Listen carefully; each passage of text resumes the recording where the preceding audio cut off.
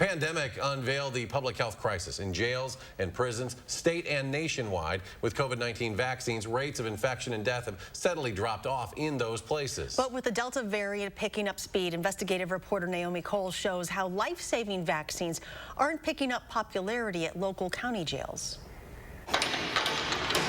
The window here is all of the view they have of the outside world. So it's been a long, unending battle for jails and prisons to keep inmates safe from COVID in buildings often designed in a way that does the opposite. So as you can see, the cells are very small.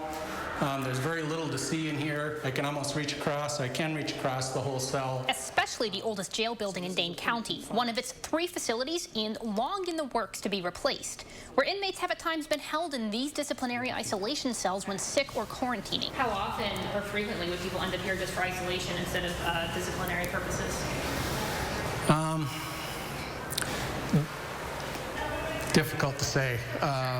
There's been times when these cells have been full, and other times, like right now, I don't know if we have anybody in the cells. After major outbreaks last fall. It's bad in there. It's real bad in there. And after vaccines came to the Dane County Jail in April. Since that time, we've vaccinated 208 inmates. It's eye-opening that now in late July, with a Dane County vaccination rate of almost 70%, the jail population on any given day is hovering at only about 20%. Sure, I think we've been as high as about 25% of our population as people are going in and out of the jail, and the average length of stay is different. So somebody we may get vaccinated may be released from our custody shortly thereafter. It's a little disconcerting that it's that low. But Linda Ketchum from the Just Dane nonprofit says they've just completed a video that will be made available on inmates' tablets, giving them the information they need to battle hesitancy and misinformation.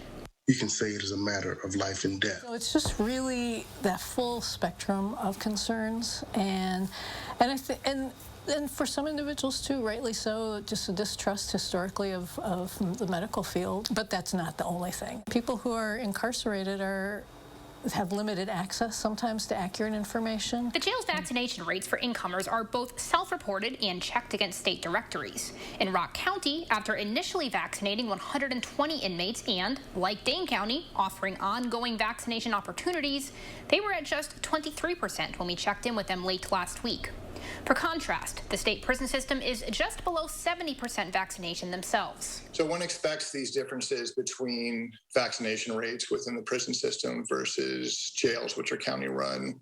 With prisons, you have a more permanent population. As criminal justice and incarceration expert, Professor Ian Main from UW-Madison explains, the problem is just another piece of ongoing public health issues for incarcerated populations, unmasked by the pandemic. Disrupting that through incarceration and the failure to care for those individuals only reveals a problem with our priorities. This is a broader call for societal engagement in a public health way. For News 3 Investigates, I'm Naomi Coles.